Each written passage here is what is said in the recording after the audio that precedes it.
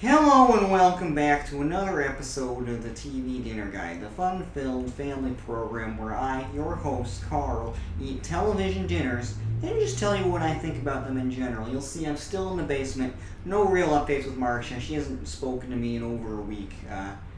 Not to worry, we have our fights. You know how it is with the women and the wives. She'll come around, I'm sure. But until then, we'll stay in the basement. That's okay. It's a nice, large space, so I'm starting to like it down here. But I digress. We're here for the TV dinners, and I've got a very special TV dinner for you tonight from one of my favorite restaurant chains, Chili's. Chili's. Together we Chili's, as they say. Well, together you and I will Chili's as we dive into the Chili's bacon mac and cheese with creamy cheese sauce, pasta, poblano peppers, and bacon. Now I've been told this is fusion food. It's fusing Mexican food with American food with the poblano peppers fusing with the mac and cheese. I'm excited. It's a very modern trend. This TV dinner comes in at 470 calories, so it's a little light on the calories. However, what they lack in calories, they make up for in sodium, with 820 milligrams. That's a third of my daily value. Getting a lot of salt. That's how I like my food, salty. It's also packing 17 grams of protein. I've noticed television dinners, they love to tell you how much protein you're getting. They're very proud of the protein they pack into every meal. Very excited about this meal. I love chili, so I'm sure I'll love this TV dinner. I'm going to go pop it into the microwave, and I will be right back. Alright, so we're back. I've got the bacon mac out of the microwave. And first impressions, I really do admire Chili's attention to detail. As you can see, they've got their little logos on the plastic dish. Really makes you feel like you're getting that restaurant experience, even though I'm in the basement. Color looks great. The cheese looks just like a Kraft mac and cheese powder sauce, which is what I really like in a mac and cheese. The noodles look nice and thick. The bacon bits and the poblano peppers add a nice pop of color. I'm a little suspect about these peppers. The box did say that it was very low on the heat meter, but I'll be finding that out myself. I'm choosing to pair this fusion Mexican-American meal with a fusion Mexican-American beer. It is a Rita, Strawberry flavor from Anheuser-Busch. Really blends the American beer with the Mexican margarita. I think it'll be a great beverage to pair with this mac and cheese paired with the poblano peppers. I'm excited. The box did advertise bold flavor and fresh food, so let's not waste any more time and dig right into it. Alright, so let's crack open this Strawberry here. Take a little sip just to prime the old taste buds. Delicious. Let's dig into this bacon mac and cheese. Start with just a couple of noodles to start with. I'll get into the fillings in just a second.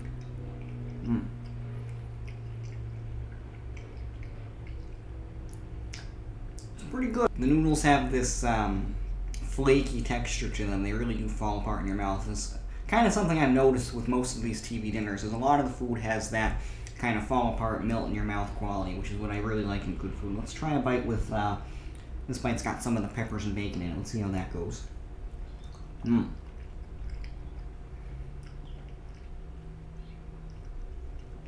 Yeah. I must say, the bacon and poblano, bacon and poblano peppers really do dominate the flavor in this dish. The cheese is a bit non-existent, but that's okay. It's made up for with the bacon and the poblano. Let's just try some of the bacon itself and see how it holds up. That's good bacon. It's very chewy, which is how I like my bacon. It almost feels like you're chewing gum, but it's bacon flavored.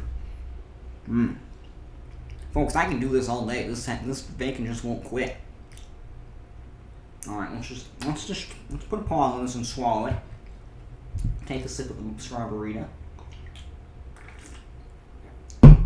and let's try some of these poblano peppers. The vegetable to this dish. Interesting.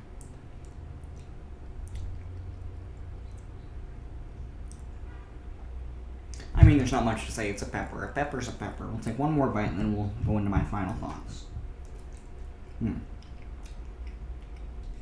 Alright, so we're back for my final thoughts on the Chili's bacon mac and cheese with the bacon, creamy cheese sauce, and the poblano peppers. Overall, I thought this was a pretty good dish. I thought that the bacon and the poblano peppers really blended well with the cheese sauce and the noodles. The noodles had a very good texture to them. They really fell apart in your mouth, which is what you like in a good mac and cheese. The bacon was very chewy, as I said.